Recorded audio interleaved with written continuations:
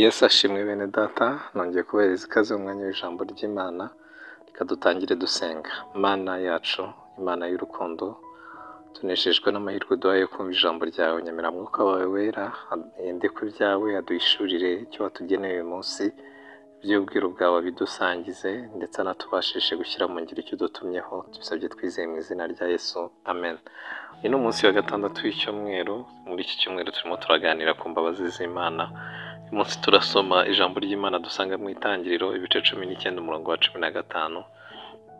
Ni inkuru zivuga igihe abamarayika bari baje bakuye Loti muri Sodomu na Gomora kuko ari hagiye kurimbuka. 19 rero 15 haranditse ngo nuko bukeye mu gitondo b'abamarayika batera Loti umwete bati haguruka ujyane n'umugore wawe n'abakobwa bawe bombi bari hano kugira ngo utarimburirwa mu gihano cy'umudugudu. 16 maze azaririye abo bagabo bafata ukuboko kwe nuko umugore we n'abakobwa be bombi Uwiteka amubabariye baramusohora bamushyira inyuma y'uwo mudugudu. Imana ishitugirire neza. Abantu benshi bazi imbabazi z'Imana nk'iziza nyuma yo gukora icyaha, ariko mu bundi buryo imbabazi z'Imana zinaza mbere y'uko umuntu akora icyaha. Donc zikamukumira, zikamubwira ngo uramenye wijyari. Imana ikakurinda mu buryo bwinshi bugiye butandukanye. Nuko abenshi batajya bumvira izo mbabazi, zibatangira, zibakumira, zibabuza kujya mu kibi. Abenshi izo mbabazi ntabwo bajya bazumvira, bumvira imbabazi za nyuma yo gukiranirwa, zibabwira ngo ariko noneho wagarukira Imana. Ariko wowe unyumvishije kwifurije kujya wumvira imbabazi z'Imana mu gihe ziba zirimo ziragutangira ngo we kujya mu kibi. Loti ni urugero rukomeye cyangwa se urugero rwiza rw'umuntu wagiriweho izo mbabazi. Ziramubuza, ziramutangira. Imana yacu tugirire neza, zimurokora ikibi. Ngo yari atuye ahantu habi muri Sodomu. Aho hantu rero ngo hagiye kurimburwa, ngo abamarayika baramubwira bati rero hunga ugende. Ariko ngo arazarira cyangwa se agenda gahoro mu byo kumvira iryo jwi ry'Imana. Imana yashitugirire neza, ngo Imana imugiriye imbabazi. Ni ukuvuga ngo iyo ibyari bikwiriye iyo myitwarire yo kuzarira byari ukurimbuka. Yarakwiriye kurimbuka kuko yari arimo atinda ahantu hadakwiriye kuba ari ahantu hagiye kurimbuka. Ari igihe abantu batinda ahantu muri zone y'icyaha, muri risike y'icyaha, agakina na risike zo gukora icyaha.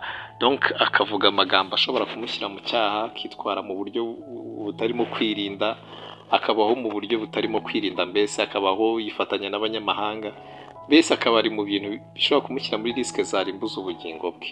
Ariko aho naho imbabazi z'Imana zijya zihagera, zikamubuza, zikamukumira, zikamutangira, zikamubwira ati aba bantu mugendana ni abapagani bagukoresha ibyaha, gira uhunge icyo kigari. Ariko ugasanga umuntu yasangiye nabo, yagendanye nabo bapagani.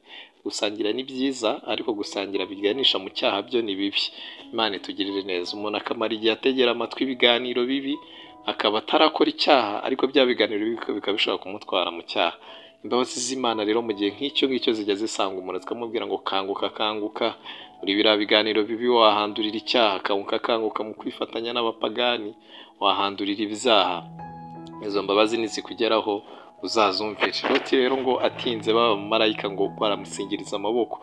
Icyatumye bamusingiriza amaboko nuko Imana yari imugiriye imbabazi, idashaka yuko yanduzwa. Hariho abantu bagiye barokorwa n'Imana, muri make bari mu cyerekezo kibi gishobora kubashyira muri risike z'ibyaha.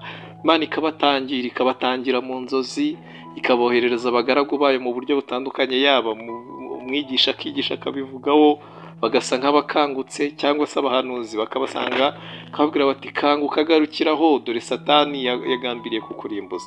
Yewe wowe unyumvishije nawe wari uri mu cyerekezo kibi, umvira imbabazi z'Imana zikubwira ngo garukiraho. Mu byo uvuga, mu byo ukora, umvira izo mbabazi. Imana yacu tugirire neza. Kandi icyo cyerekezo kibi ndavuga kuri wowe wari ukiri mu gitera umugongo. Wowe rero wari uri mu nzira nziza, nawe ukomeze wumvira izo mbabazi z'Imana uko zikuburira utajya mu kibi. Imbabazi z'Imana ni nziza, aho kugira ngo utegere imbabazi z'Imana hanyuma nyine zije kukurokora mu bibi waguyemo, zije kukweza, ahubwo wakumvira izo mbabazi n'ubundi ziri kukuburira ngo utajya mu kibi. Wirindira kuzumvira imbabazi z'Imana waramaze kugera mu kibi, ahubwo umvira imbabazi z'Imana hakiri kare uko iri kukuburira ngo we kujya mu cyaha. Yesu Kristo aduhana umugisha, muba amahoro.